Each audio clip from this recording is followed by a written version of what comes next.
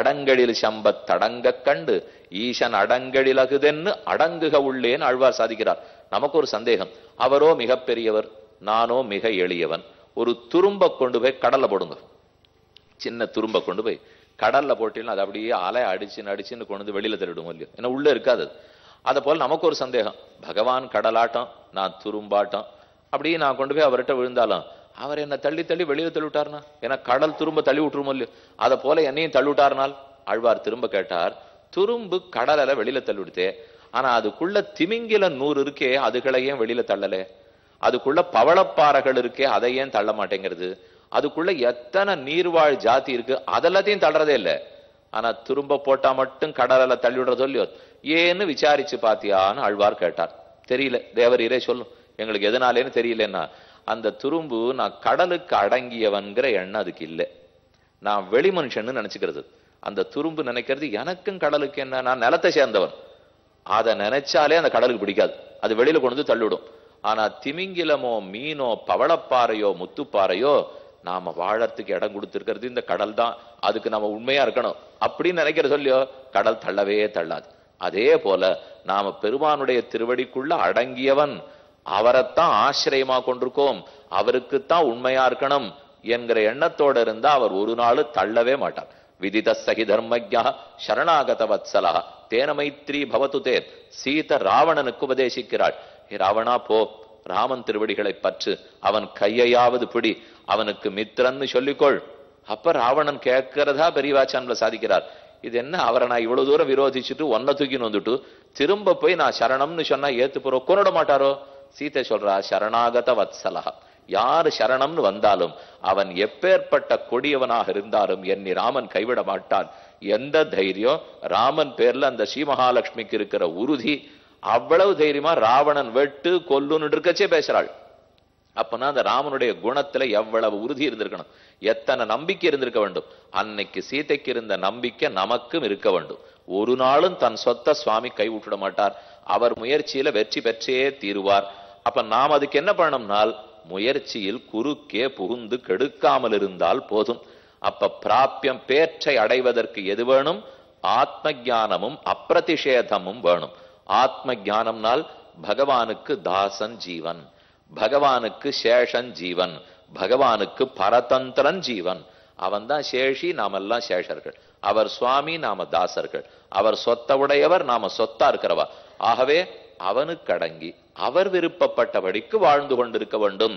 இந்த நினைவு வந்து அவன் சுதந்திரனா நன்கு என்ன ரட்சிக்கட்டும், அடிய ரட்சிக்கப்படணும்.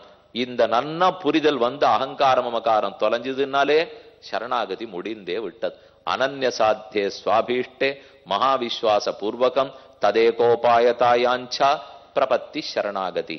ஆக பிரபத்தி, பிரபதனம், நியாசம், சரணாகதி ஏதை சொன்னாலும் நம்மை ரட்சிக்க வேண்டிய பொறுப்பு அவரது. கண்டிப்பாக ரட்சித்து விடுவார். நான் அதை ஏற்றே கொண்டு அப்படியே அவர் போக்குல போகணும். ஒரு பெரிய நதி போறதுன்னா எதிர்நீச்சல் போடுறதுக்கு நம்மால முடியுமா? நதி வேகத்தோட போய் கரையேறணும். நீச்சல்ல முதல்ல தாங்க கொடுப்பா. நதியை எதிர்த்து போகணும்னு சொன்னா நம்மளால போக முடியாது.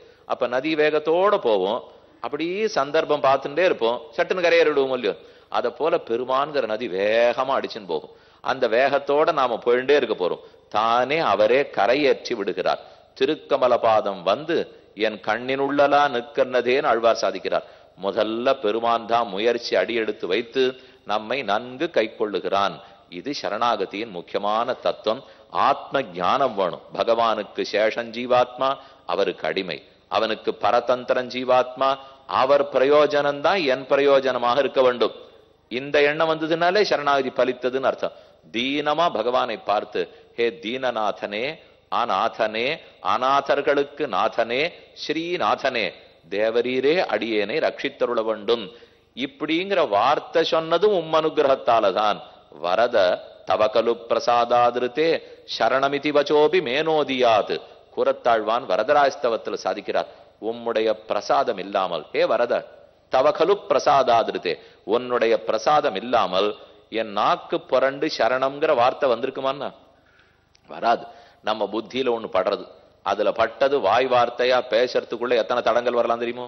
இது ஒண்ணு சொல்லுவாள் இல்லையோ, கையில பாத்திரம் வச்சுன்னு பால் சாப்பிட்றோம் இல்லையோ, இந்த பாத்திரத்துக்கும் நம் உதட்டுக்கும் நடுவில் பெரிய என்னது சொல்லல, அது பெரிய வேறுபாடு இருக்கு, பெரிய இடைவெளி இருக்கு அப்படின்னு ஆங்கிலத்துல சொல்லல இல்லையோ. உதட்டுக்கும் பாத்திரத்துக்கு நடுவில் இடைவெளி, அது போல இப்ப சொல்றேன்.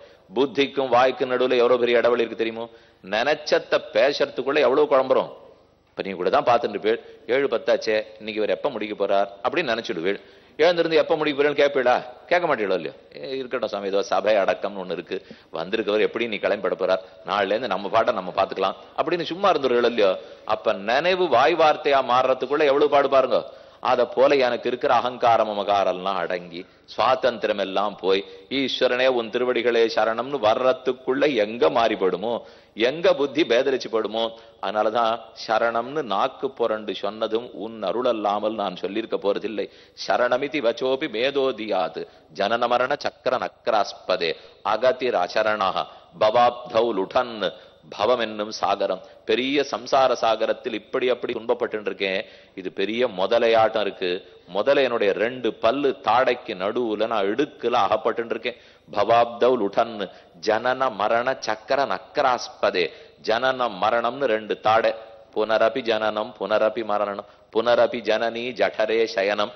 என்ன நமக்கு வியாக்கரணம் உதவ போறதா, மீமாம்ச உதவ போறதா, நியாயசாஸ்திரம் உதவ போறதா? ஏது நகி நகி நக்ஷதி டுக்ருங்கரணே ஆதிசங்கர பகவத்பாதர் சாதித்தார். அப்ப உன் டுக்ருங்கரணம் ஜபங் ஜபகடதஷ் நம்ம ஐவுணுருக்கு ஏவோங் எதுவும் அப்ப உதவிக்கு வரப்போறது இல்லையே. அப்ப கோவிந்த நாமம் மட்டும்தான் உனக்கு உதவிக்கு வரும் என்ன கூறுகிறாரோ இல்லையோ. அந்த நாமஸ்மரணத்தோட ஈஸ்வரன் ரட்சிப்பான்கிற உறுதியோட தேவரீரே ரட்சகனா இருக்கணும்னு ஏற்றுக்கொண்டு அவர் திருவுள்ளப்படிக்கே வாழ்ந்துட்டு இருக்கோம் பாருங்க. அது மற்றதுல நம்ம புத்தி போகிறத குறைச்சுட்டே வரணும்.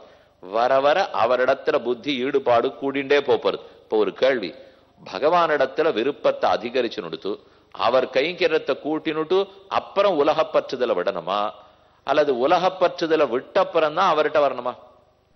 ரெண்டுத்துல எது நியாயம்? இரண்டுத்துல எது சுலபமா நடக்கும்? ராமானுஜருடைய சிஷ்யர்கள் முதலியாண்டானும் கூறத்தாழ்வானும் 2 பேர் இந்த கேள்வி 1000 வருஷத்துக்கு முன்னாடி கேட்டா. உலகப்பற்ற அறுத்துட்டு பெருமாள்கிட்ட பற்றோட வரணுமா, இல்ல அவரிடத்துல பற்ற வளர்த்துண்ட அப்புறம் உலகப்பற்ற ஒண்ணுன்னா விட்டுக்கலாமானால்? அப்ப கூறத்தாழ்வான் உடனே சொன்னார், அவர் மகாஜானி, யோகினா யோகி, அவர் ஒரு பற்றுமே கிடையாது. பெரும் பணக்காரரா இருந்தார். ஒரு நாளைக்கு 1000 பேருக்கு சோறு போடுவாராம். அவ்வளவு பெரிய ததியாராதனை சிக்காமடி எல்லாத்தையும் ஒரே நாள்ல தூக்கி போட்டார். ராமானுஜர் திருவடிகளே சரணம்னு வந்துட்டார்.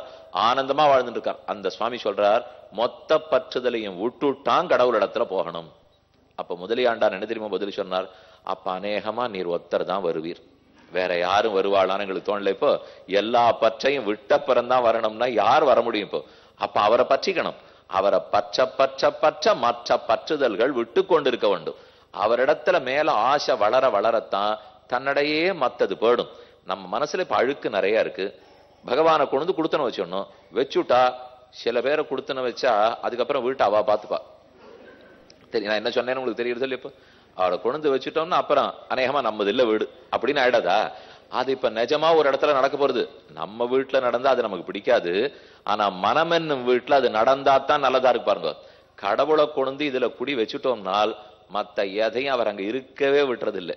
மெதுவா ஒன்னொன்னையா நகர்த்தி உறவுக்காரர் எல்லாரையும் வெட்டி விட்டுடுவார். கூட இருக்கிற நண்பர்கள் எல்லாரையும் வெட்டி விட்டுடுவார். நம்ம அன்னைக்கு பார்த்து கோவில்ல ஏதானு கைங்கரியம்னு கூட்டிருப்பா. அதே சமயம் ஒரு உறவுக்காரா கல்யாணமா இருந்திருக்கும். நமக்கு இன்னைக்கு பார்த்து கோவிலுக்கு வர வச்சுட்டு அதுக்கு போகாது இருக்க வைப்பார். அவ்வளவுதான். அதுக்கப்புறம் அவளோட எங்க ஒத்து போறது? அவ வந்த உடனே கேட்பா, இதுதான் முக்கியம்னு. என்ன முகத்துல முழிக்காம அங்க போனியா, இனிமே உன் வீட்டு கல்யாணத்துக்கு நான் வரேனா பார், என் வீட்டுக்கு நீ வந்தியா பார் ஆரம்பிச்சிருமோ இல்லையோ. பெரிய பெருமாள் உள்ளே இருந்து வேடிக்கையா பார்த்துட்டு இதுக்கு தான் நானும் உள்ள உட்கார்ந்தேன். நல்ல வேலை இது அப்பவான நடந்ததோ இல்லையோ. ஏன்னா இத்தனை நாளா நடக்கல. பல பிறவிகள் எடுத்துட்டே எனக்காக இருந்திருக்க வேண்டிய பிறவியை யாருக்காகவோ வாழ்ந்திருக்கே. இப்ப என்ன கொடுத்தன வச்சியோ இல்லையோ, இனிமே மத்த அத்தனையும் அவரே வெட்டி விட்டுடுவார். ஆனா அந்த மாதிரி வெட்டுதல் நடந்து நடந்து பெருமானிடத்துல நெருங்கி நெருங்கி போறோம் பாருங்க, அதை ஆனந்தமா நம்ம வேடிக்கை பார்க்கணும். அதை நம்ம வருத்தப்படவே கூடாது. ஏன்னா சொத்து மெதுவா சுவாமி கிட்ட போக ஆரம்பிச்சிருக்கு. அதை நாமே பார்த்து நாமே சந்தோஷப்பட்டுக்கணும்.